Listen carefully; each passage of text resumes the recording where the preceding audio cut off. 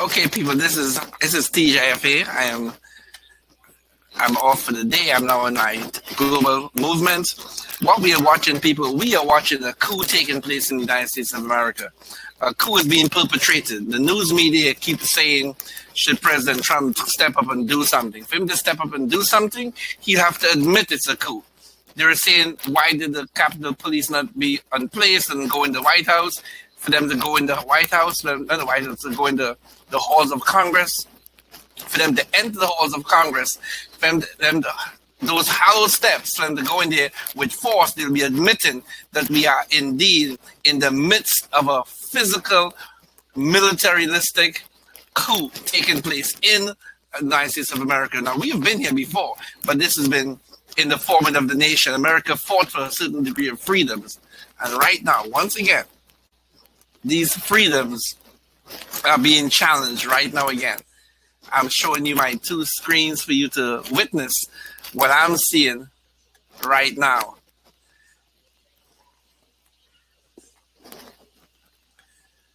Right now, there's mayhem on the Capitol, and we have to really go back and think about who are the perpetrators. Yes, the president should be held accountable because he said nothing, but good men who should have been good men, what did they do?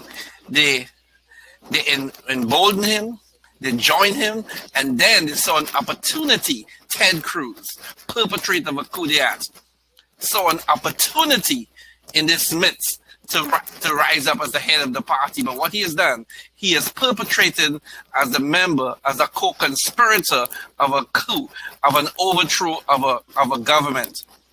Not just even of the, and this is not an overthrow of the government under President Trump, but he's actually an overthrow of the President Trump's presidency. That is when overthrow is taking place because President Biden is not elected, is not the president until January the 20th. So this coup is being taken place, being perpetrated within the GOP, by the GOP, for the GOP, but it's backfire. It will backfire because democracy will stand. Ted Cruz was wrong. He should be held accountable. Every member of that initial group should be held accountable. The president should be held accountable for his misdeeds and his misdoings. But this coup is not his. This coup belongs to Ted Cruz because Ted Cruz could have stopped it. Now, the first initiator of this coup was Josh Hawley, I believe that's of Missouri. But for him to go forward, he had to have Ted Cruz. So who is more culpable? Is it Josh Hawley or Ted Cruz?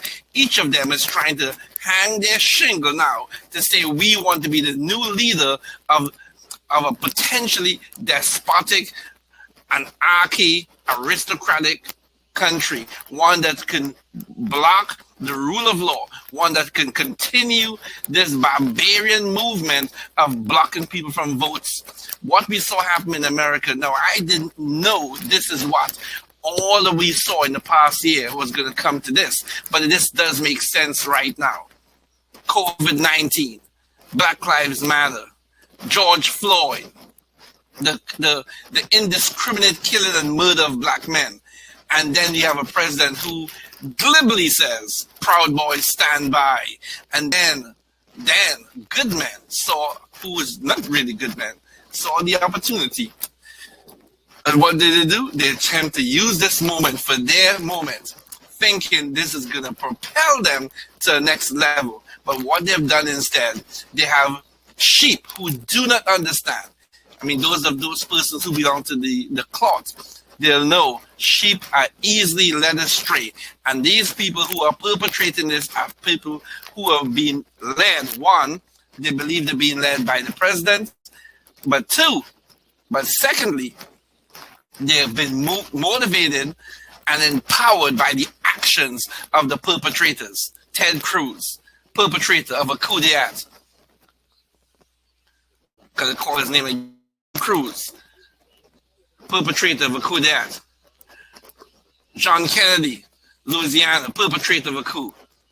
Ron Johnson, perpetrator of a coup, Wisconsin. Marsha Blackburn, perpetrator of a coup, Tennessee. James Langford, perpetrator of a coup, Oklahoma. Mike Brown, perpetrator of a coup, Indiana. Steve Daines, perpetrator of a coup, Montana. Josh Hawley, perpetrator of a coup, Missouri. Those are perpetrators of a coup. Now, others who should be held accountable is not in this 12 list, but this is the 12. There are others. They should be sought out, found out, identified, and they should be held accountable. Each and every one of them. The country, the Constitution does say anyone who rises up to overthrow this government, to overthrow the Constitution, they give an oath to fight against it. So if you go against it, that means you're being a traitor. In the pure sense of the word, we have identified, we know who the traitors are. We know who the perpetrators are. We know who should be held accountable. Now, it's kind of easy to say, let's blame President Trump. Yeah, we can blame him.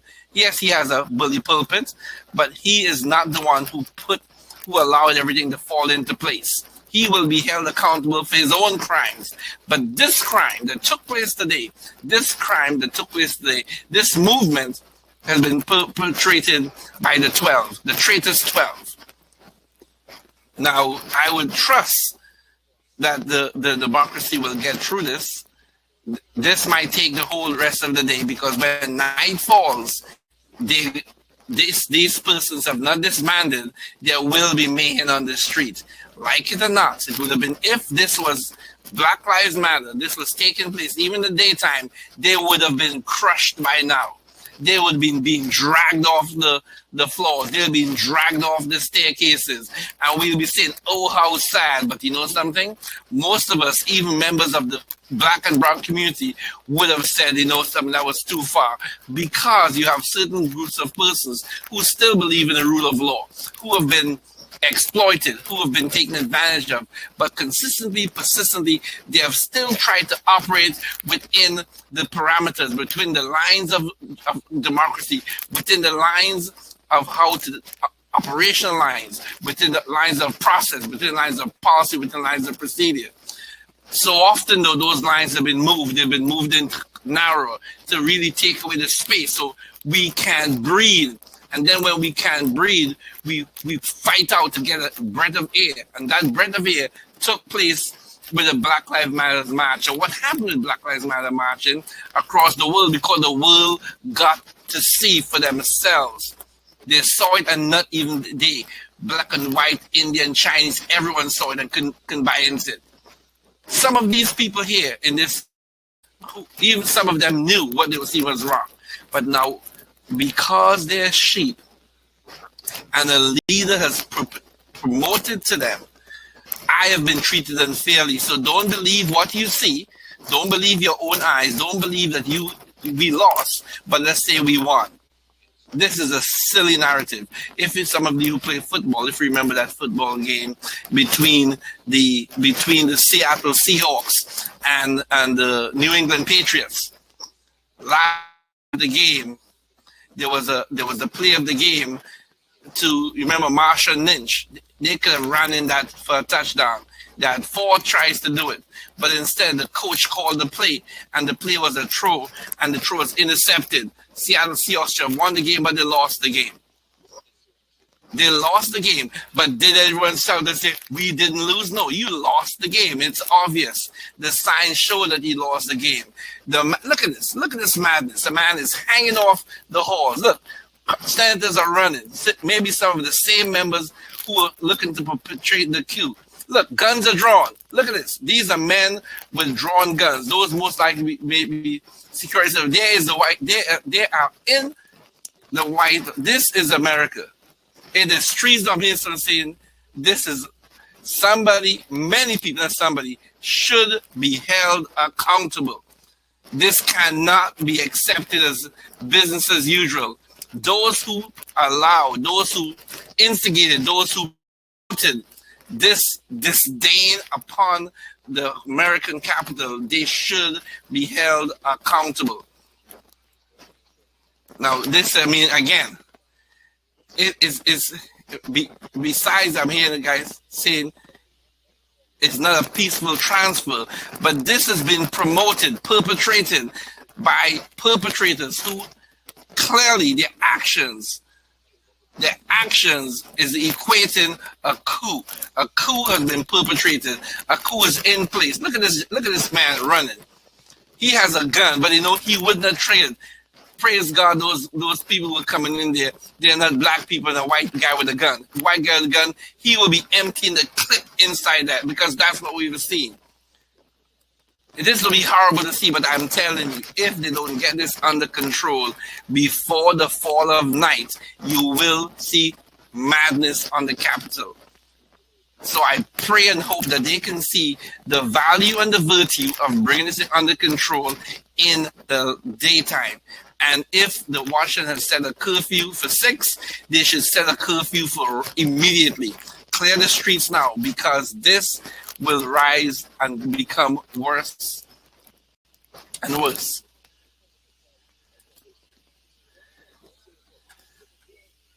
You know, and I think this is a great opportunity for others to rise up and speak. All of these CNNs and these NBCs, I mean, these are great reporters reporting, but they need to have more men and less persons who want to see themselves. I hope and pray this final act of madness that we are watching right now, that this causes some to rise up. I hope some of these smaller media groups will rise up and begin to speak on these matters. This is a sad moment. This is a sad moment.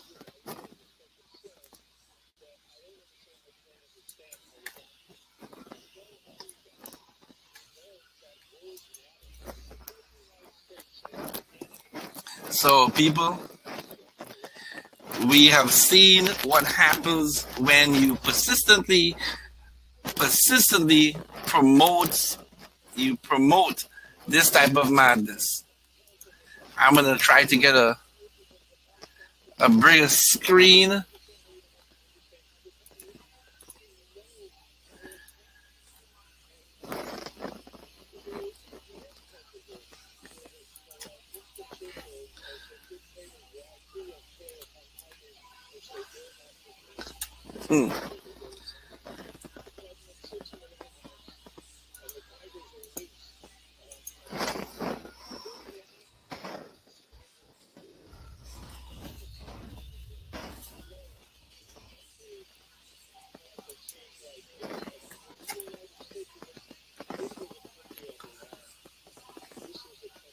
I'm going to show you some of the headlines now. Here's some of the headlines. So you're witnessing a coup. Here's some of the headlines. Headline: an armed standoff taking place at house front door.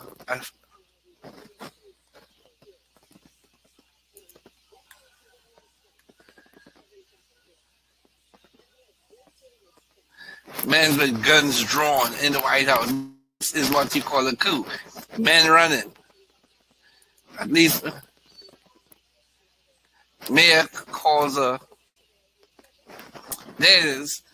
Again, I want to point out, when men who can't stand for anything, Pence evacuated, he's wholly responsible himself. When he could have speak up in front of the House and say, men, gentlemen, let's do the right thing. We know who won this election. Let's not pontificate. Let America truly be great by acting great. But what did Pence do? He succumbed in his weakness. We have no men of valor. What does America need now? They need men of valor. Men who can speak the truth. Men who can stand up. And when they see wrong, they can call it wrong. Not hide behind themselves. Weakness. This is an unfortunate time, but it's a real time.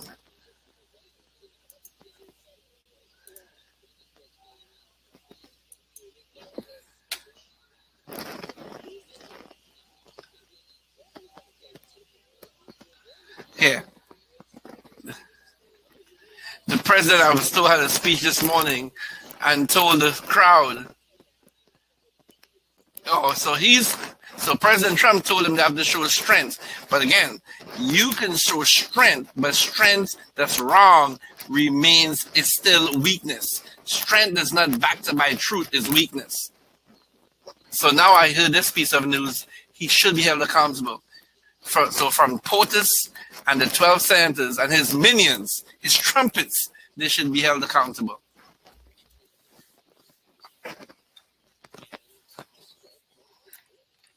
But you know something? America would be better for it. America needed this, needed to see its weaknesses. Hopefully, once they get this thing under control, the President-elect Biden and his team, his staff, can pull this together. But definitely, those who perpetrated the coup should be held accountable, because they will attempt it again, and very soon. But they have to be held accountable. And the accountable is not just said to be cruel to them, but they broke the law. They broke their oath. Let me find the oath I'm going to bring up on the screen right now.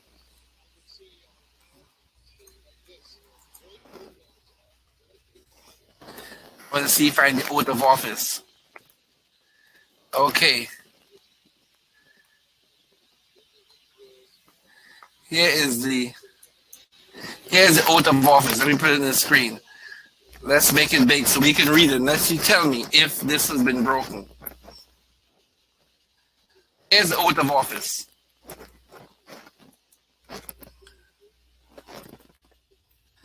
Here's the oath of office. Let me read it aloud. I do solemnly swear that I will support and defend the Constitution of the United States against all enemies, foreign and domestic, that I will bear true faith and allegiance to the same, that I take this obligation freely without any mental reservation or purpose of evasion, and that I will well and faithfully discharge the duties of the office in which I am about to enter. So help me God. That oath has been broken by the 12 senators. Each one has broken the senator. They said, I will support and defend the Constitution.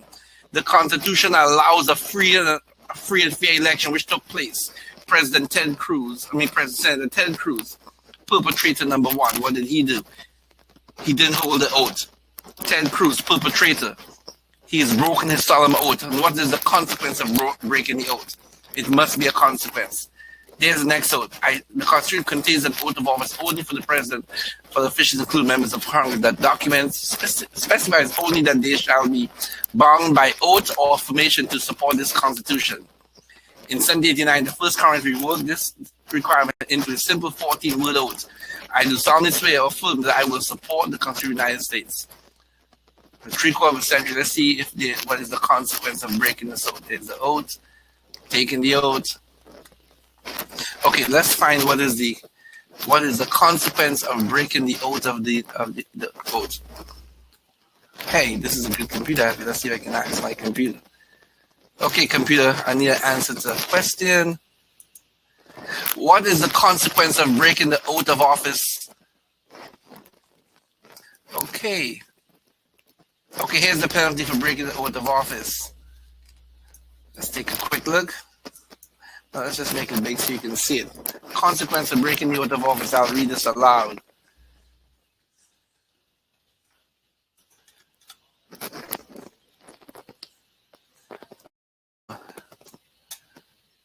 One second, I lost it. Okay. Consequence of breaking the oath. I mean, I do the Google quick search, see what it brought up. The fourth federal law, the 18 U.S.C. 1980, provides penalties for violation of the oath of office, described in 5 U.S. Constitution 731, which include removal from office and the confinement or a fine. The definition of advocate is further specified in the executive order. So therefore, we know there is a consequence for breaking the oath. Whatever is the most severe consequence should be handled and handed out. The most severe consequence for the perpetrators of this coup, this attempted coup. Because it's going to be a coup if the government overthrows or if something goes awry, to say we are in a change, we're in a different order, where the Constitution is no longer the rule of law. This is my definition. So still, while the Constitution is still the rule of law, and not this anarchy that's being perpetrated, being instigated, being promoted by the White House, POTUS, by his minions, by his trumpets. This is a sad time in America.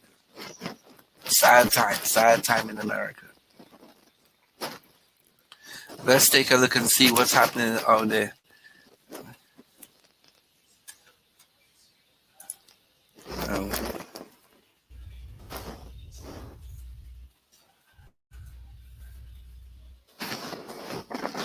Somebody should pay. Should be a consequence. This cannot be this. Let bygones be bygones. If you allow bygones to be bygones, nothing will be learned, and this will happen again. We need those who are responsible should be held accountable. Those who are responsible should be held accountable. Every one of them. Anyone who is breaking it. Let's apply the rule of law to its fullest. Okay, people, this has been a truly, truly sad moment in time to watch this once great nation. I've been watching this happen. This has begun years ago. In my opinion, we saw this America begin to teeter at the brink of this total disaster. Probably goes back to right after the Vietnam War, an unfounded war that was really confusing, a war that was compelling but confusing, a war that did not. Let's see if I can get a better light in here. Get a better light in. But that's a war that could have been that did create some degree of havoc. But the war was indeed a war, just the same. Whether it was for freedom to rid the world of communism or whatever the purpose was, it was a bad time. But since after that war, even before and during the war, from the 1960s, you saw America and Americans fight for freedom, voting rights, more freedom for all persons, people of color, different types of persons. We saw the movement towards a certain degree of equities and things moving forward, which seemed like it was a good time. You saw the empowerment of people, of what we call the kit and kin, the empowerment of we the people. Good or bad, but we saw the people being empowered. But soon after we got through the 60s and got into the Vietnam War, then we saw a movement to take place where power wanted power. So they gave a little but took much. Then you saw the stealing behavior of the President Nixon. Under his leadership, let's see, we saw a movement towards, again, seeking power at all costs. Okay, let's see what's going on here. Let's see, I'm going to see my live feed. 1 second. See if I can find the live feed. That's nice. I'm going to see and be live stream. Let's see, I want to get some live stream in while we talk. Live audio, see it behind. Let's see if we get some live stream here. Damn me, I found it. Okay, so I was going to give you a chronology, a walkthrough.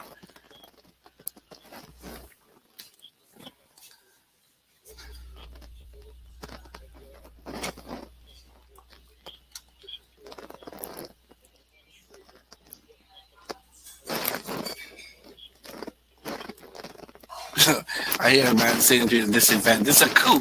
Coups, that's how coups happen. See, America's not used to seeing coups, but that's how coups take place.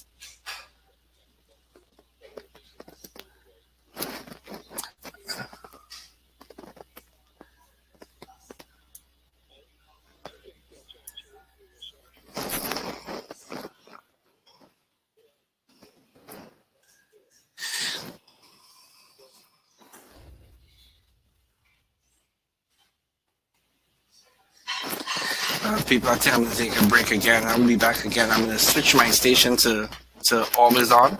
So I'm going to have an Always On channel. I hope I can promote persons to join in my conversation. I'm not going to know what time. It's just going to be Always On. So I'm going to do this right now. My Always On will be always, when it's on, it'll be live.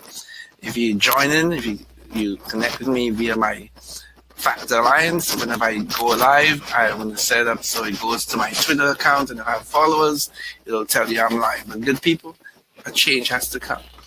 A change has to come, not just in America, but a change between the hearts of men. A change that says to us that we no longer can be just thinking of ourselves and this greed motive we just seem to tend to have. Our country, this is not the America. I came to America in 1969, January the 23rd. I think in my first month in America, my first Christmas in America, I really loved America. I thought America was the greatest place in the world. I do remember my first visit to a family, a white family in America, when the little white boy. My mom took us there to, evening after church. And the little white kid said to my brother and I, we are not niggers like those other niggers that live in Baltimore. We are one of them. I'm 64 years old now, and only just a few years ago I came to the realization that same statement. That little white boy wasn't a racist. He was taught that black people who didn't look like him, but black people in America, black Baltimorean people, black persons he went to school with, that they were bad people, they were like the enemy.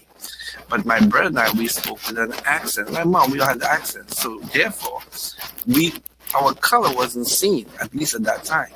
Now, of course, that little white boy, as he grew up with his teacher, he will eventually move his disdain, his hate he's being taught to all people. Probably can, but at that moment he did it. I always remember that. He says, we are not like them niggers that live in Baltimore. We, speaking my brother and I, we are like them. And he didn't use the word white people. So he didn't see me as any but the Ken. This America has its problems, has its issues, but there's a rule of law. What we have seen happen today in America, those of you who used to just read it in the history books, I think you watch it in Nicaragua, or you watch it in Paraguay, or you watch it in Zambia somewhere, you watch it in some African countries, or Pakistan, or some countries, some other parts of the world. You have seen for yourself what happens when you do not uphold the regularity, the normalization of following the rules and following the laws. That's what happens. You saw it for yourself. But if you do not hold some people accountable, you will see it again. I can give you an example. In 1970, the Republic of Trinidad and Tobago, the first Black Power movement, the people were saying we needed freedom, we needed more equity, we needed to be considered better. That was in 1970. It was called the first Black Power movement. That was happening. These movements happen all across the world. I happened to be in Trinidad and Tobago in 1973. By that time, the movement was gone, but there was a certain degree of pride in people because something positive did happen. But then perpetrators would have, I have no idea what happened, the accountability, but I do know another movement took place in 1990. In that 1990 movement, there was an overthrow. Then after overthrow of the government for a period of time, the government was dislodged. Perpetrators entered into the Red House, burnt certain buildings, destroyed property, injured some persons. The perpetrator, the head leader, was asked to stop, and if he did, he would be freed and be given a free immunity. I guess he said immunity. He'd be not prosecuted. It stopped, but before it was finished over, though, there were some people had died, buildings were burnt. That's 1990. That perpetrator wasn't held accountable because we were living under the type of government that allowed, because the president said he'd make a deal, that we had to live up to it, even though at the point of a gun, under the quote-unquote, the English type of system. I wasn't there for that event either, but I know I can see the remnants of it when I visit my country to this day. If someone's not held accountable or is not dealt with, and you say what happened there, what went wrong, and even though he didn't go to jail, we have to deal with these scenarios. Right now in America, what we're looking at, we have witnessed, January the 6th, 2021, it will go into the history books, attempted coup d'etat, which is taking place as we speak. When would we know that it failed? We will know it failed when the streets are cleared, when the business of the day continues, when the persons who are the perpetrators are held accountable, the names are called out, and they are called what they are, traitors to democracy. That has to be done. If this country doesn't hold people accountable, doesn't apply justice, true justice, and hold those accountable who instigated this and then be called out, it will happen again, will be worse the next time. So I hope and pray that the wise man steps up to the occasion and step up and call it what it is. We have had persons in leadership roles who took an oath of office to protect this Constitution and did not do so, but instead instigated and perpetrated a coup against the people of America, against the people, and for the reason it was perpetrated is in an attempt to disenfranchise we the people. They must be held accountable. I'm checking out, like I said, I'm going to switch my station to always on, and I will be using the TGIFA or the KSL brand for my continued talks. I have no given specific time, but I shall continue this. Opportunity has been provided me. I thank God for it, for this space. Hope you join me again. Checking out Anthony Michael Rodriguez.